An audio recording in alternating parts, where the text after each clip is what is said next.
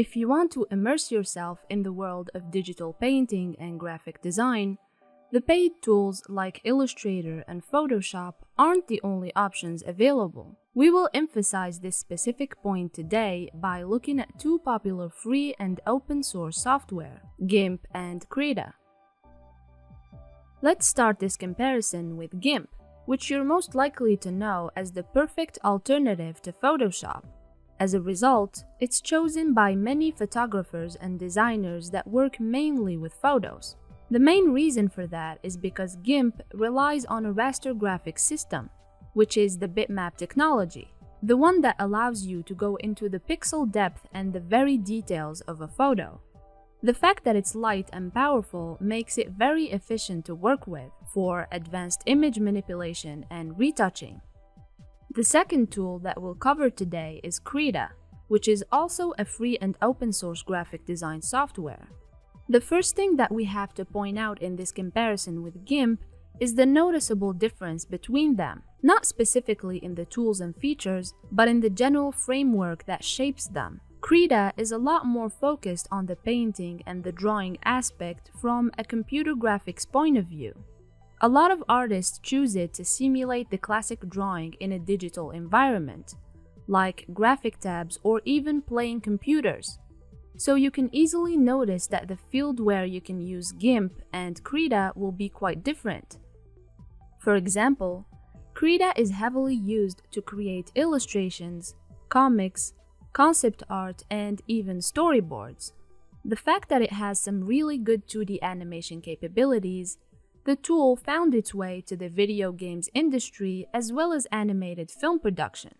Although GIMP has a pretty decent set of painting tools like brushes and line art options, it's not chosen for that.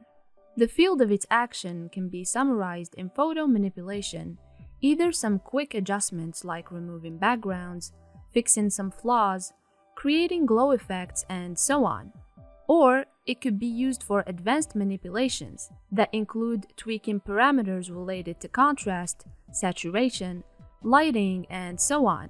So GIMP found its way to photography, marketing, and graphic design. Now that you know what you can do with these tools, let's see how you can actually start using them. Learning a new program depends first and foremost on time and effort, but the flexibility of the tools also plays a major role. We can easily describe both GIMP and Krita as being very suitable for beginners. Despite the fact that they come with a huge number of tools and features, you won't be overwhelmed with that because you can customize everything to fit your pace of learning. And one more important thing from this side is that you'll find plenty of video tutorials and other learning materials available online. Your level doesn't really matter because you'll end up finding something that suits you eventually. The resources vary between beginner, intermediate, and advanced. And since these tools are open source, you'll find the community behind them to be very receptive and helpful. Another major reason that GIMP and Krita are perfect for beginners is the user interface. They both have a simple, intuitive, and easy-to-use interface that will help you get familiar with the concept very quickly. Many of you will agree on the fact that the interface of GIMP is pretty similar to Photoshop. It comes with a left sidebar that displays many controls, and it also has panels and dockers that can be moved around or even float. Krita's interface is a lot more minimal and fluid, since one of the main objectives that the developers were aiming for is to eliminate any distraction. This is why it will only display the basic and frequently used tools in the main workspace.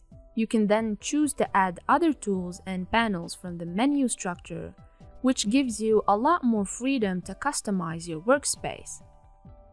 At this stage, speaking of the interface will automatically lead us to take a closer look at the workflow.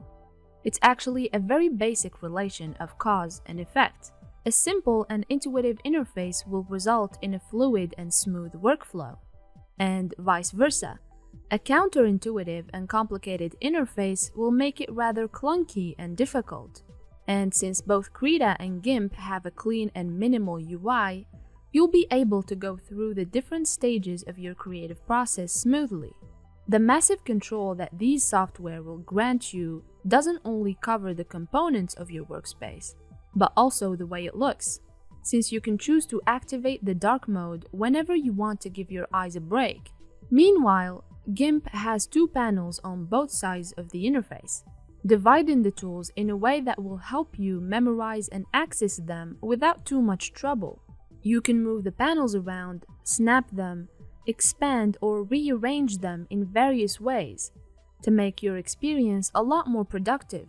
And finally, another time-saving feature is the preview function that will give you a glimpse of everything you do, reducing the risk of making mistakes to a minimum percentage. Now that you're sure about having a fluid workflow with both GIMP and Krita, the next thing you want to check is the tools and features that you'll be using. Krita comes with many powerful tools for rendering, blending, color mixing, transforming, smoothing, layering, and much more. It will definitely allow you to create, refine, and adjust your work to come up with stunning results. And since Krita is basically dedicated for digital painting, you can expect some awesome painting tools that can simulate the classic mediums in such a vivid way. It comes with 9 different brush engines that produce various types of art styles, like chalk, sketch, spray, pixel, particle, and more. You can even create your own brushes, import and export them for extensive usage and much more freedom. And to push the process even further, the brush stabilizers will offer you a seamless experience, whether it be on a graphic tab or just using a mouse. Besides these amazing painting capabilities, Krita is also suitable for photo manipulation and creating HDR images. If you want to remove a specific section of an image, you can use the Smart Patch tool that will remove it